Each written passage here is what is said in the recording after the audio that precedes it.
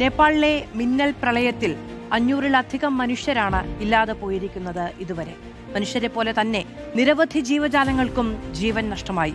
റസുവിലെ പ്രളയഭൂമിയിൽ മനുഷ്യർക്കൊപ്പം ഉറ്റവരെ തിരയുന്ന നായ്ക്കളെയും കാണാം.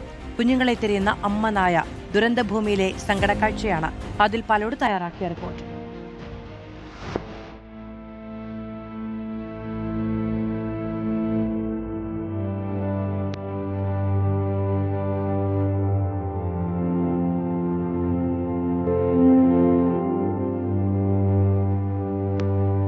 റസ്വയിലെ ദേവിഘാട്ടിൽ കണ്ട വളരെ സങ്കടകരമായ മറ്റൊരു കാഴ്ചയാകട്ടെ ഇവിടെയുള്ള ജീവജാലങ്ങളാണ്. ഇവിടെ ഒരു നായയെ നമുക്ക് കാണാൻ കഴിയും. പലപ്പോഴും അതിങ്ങനെ വാവിട്ട് കരയുന്നത് പോലെ നമുക്ക് അനുഭവപ്പെട്ടു.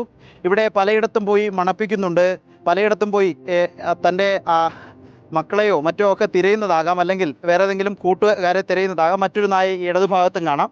നിരവധി നായകൾ പലയിടത്തായി പാഞ്ഞുകൊണ്ടിരിക്കുന്നു. ഇതാണെങ്കിൽ പ്രസവിച്ച് കഴിഞ്ഞതേ ഉള്ളൂ ഈ നായ എന്ന് നമുക്ക് കാണുമ്പോൾ തന്നെ മനസ്സിലാകുന്നുണ്ട്. അങ്ങനെ ഒരു നായ, അങ്ങനെ നിരവധി ജീവജാലങ്ങൾ, നമ്മൾ തൊട്ടടുത്ത് പോത്തും ഒരു പന്നിയുമൊക്കെ മരിച്ച് ചത്ത് കിടക്കുന്നത് നമ്മൾ കണ്ടിരുന്നു. ഈ ദൃശ്യങ്ങൾ തന്നെ പോയാൽ അത്രയും സങ്കടകരമായ മറ്റൊരു കാഴ്ചയാണ് ഇവിടെയുള്ളത്. അതിൽ ഇവിടുത്തെ സാഹചര്യം, ഇപ്പോൾ ദേവിഘാട്ടിലെ സാഹചര്യം എന്ന് പറഞ്ഞാൽ നമുക്ക് വിവരിക്കാൻ കഴിയുന്നതിലപ്പുറമാണ്.